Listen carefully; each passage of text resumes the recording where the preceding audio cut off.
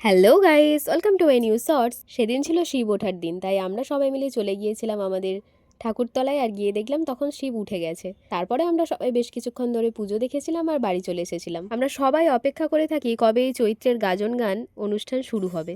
বছরের শেষটা আমরা ভারী আনন্দে কাটাই।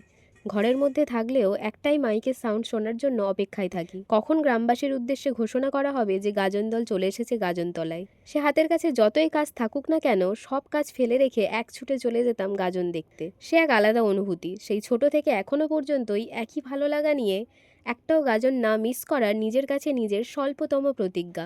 গাজন দেখতে দেখতে গরমে হাঁপিয়ে উঠলেও একটাও গাজন মিস করব না। তো এভাবেই আমাদের প্রথম দিন কেটে গিয়ে দ্বিতীয় দিন ছিল ঝাঁপ। এই 4 দিনের অন্যতম আর একটা দিন হচ্ছে ঝাঁপের দিন।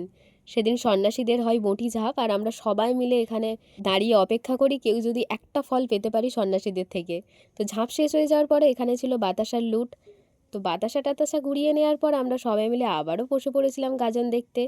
সন্ধ্যাবেলা শুরু করেছিলাম আবারও একটা গাজন দেখে। তারপরে দেখেছিলাম এই বাচ্চা শিবটার নাচ, যেটা দেখতে দারুণ লাগছিল। তোমরা যারা এতদূর পর্যন্ত আমার ভিডিওটা দেখছো তারা অবশ্যই ভিডিওতে একটা লাইক করে দিও, আর ভিডিওটা কেমন লাগলো সেটা আমাকে অবশ্যই কমেন্ট করে জানিও। কালবৈশাখীর আগমনে যখন ঢাক আর কাশির ঘণ্টা একসাথে বেজে ওঠে, তখনই শুরু হয় আমাদের শিবের গাজন।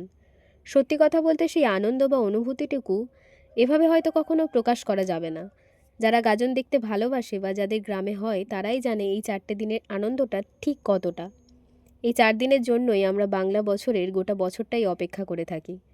গ্রামাঞ্চল থেকে যারা বাইরে গিয়েছেন কাজের জন্য, যারা তাদের দেশমাতাকে ছেড়ে জীবিকা অর্জনের জন্য পাড়ি দিয়েছেন দূর দূরান্তে, তারাও এই সময়টা বাড়ি আসার জন্য চেষ্টা করে। বছরের শেষের আর শুরুটা যেন তারা তাদের নিজেদের মাতৃভূমি, নিজেদের গ্রামে এসে কাটাতে পারে। গ্রাম বাংলার মানুষের কাছে এক রুদ্র আরাধনা।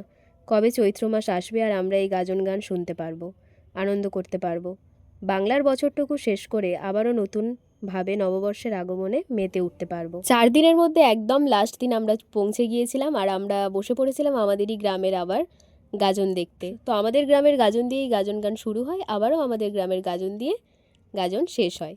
তো বছরের শেষ গাজনটা আমরা আমাদের গ্রামের গাজন দেখেই শেষ করেছিলাম, আর এইভাবেই আমরা মেতে উঠেছিলাম নববর্ষে।